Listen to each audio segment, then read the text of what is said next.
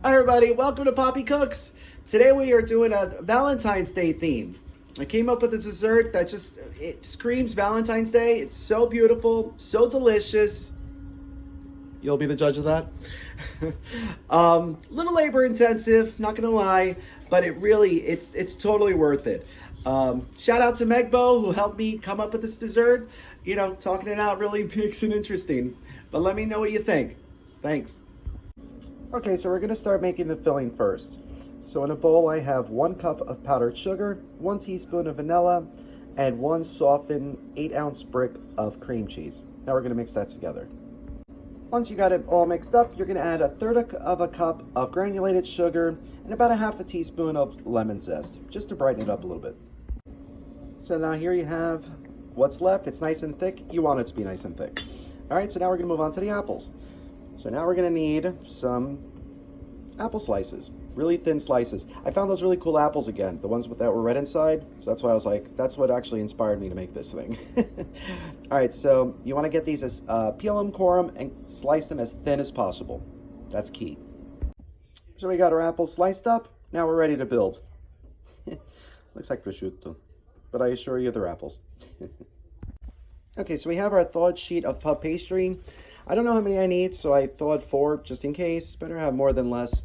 I'll find something else to do with the extra if I have extra. But the best way to thaw puff pastry is to do it in the fridge overnight. And now we're going to cut this, see, so it's nice and pliable. And now we're going to cut this into 1.5-inch strips.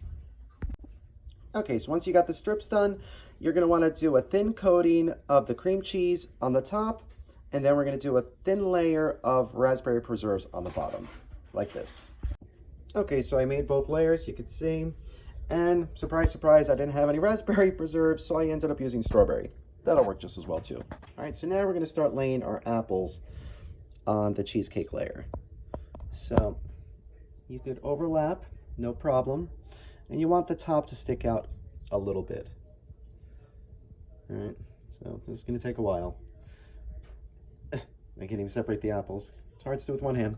All right, so I'm going to show you what it looks like when it's done. All right, almost done.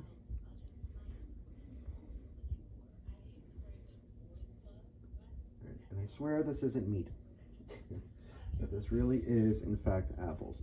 All right, so now, once you got this all done, we're going to fold this up like this.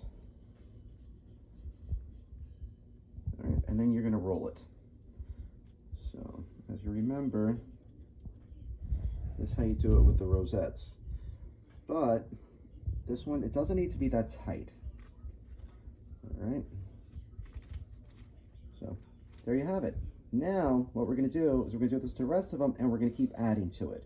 And we're going to put this into a tart shell. Okay? All right. So this is what it looks like after those 4 little rolls. We're definitely going to need more. I probably don't need the 4 sheets. I probably need another 1.5 sheets, I'm guessing. But we're going to, look how pretty it is already. Doesn't that look nice? All right, when the whole thing is done, it's going to be beautiful. All right. So here we are after 2 sheets. We're definitely going to need that 3rd, maybe even the 4th. But wow, it looks so good. And you'll notice I didn't pack it too tight because this is going to expand a little bit. So that's okay. Okay, so 3 sheets in, we're almost there. The 4th one should do it. Let's see how it comes out. Okay, so 4 sheets it took. You can see, look how gorgeous it is. Isn't that beautiful? All right, so I'm gonna bake this in a preheated 375-degree oven. I'm gonna guess at least a ½ hour. I'm gonna cover it for the first 15 minutes because I don't want to scorch the delicate apple pieces. Because those will turn black on you instantly. And I'm also baking it on a sheet tray just in case some of the jelly and the cream cheese filling oozes out. Let's see how it comes out. Okay, so the tart's been cooking for about 30 minutes. I uncovered it 20 minutes in. Some of the apples got stuck to it, unfortunately, but it definitely needs some more time. So I'm gonna let it cook for another 20 minutes, see how it comes out. And it's finally done. It literally took an 1.5 hours in the oven. I think putting it on the sheet tray affected the cooking time a little bit, but I think I would still do that anyway, just in case any drippings. You know, this could have made a mess, but look how gorgeous this thing came out. Oh, so pretty. We're going to let this cool before we try it.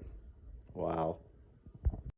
So I let this thoroughly cool, topped it with a little powdered sugar, and now we're going to go in for the taste. Let's see how it tastes. Breaks up nice. Mmm.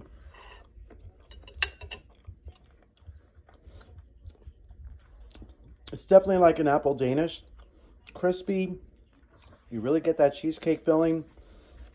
A little touch of the strawberry. Wow, that's so good. This is perfect for Valentine's Day or any day of the week. Why not? You earned it. Wow, that's so tasty. If you make this, it is labor intensive, but let us know how it comes out. Wow, that was good.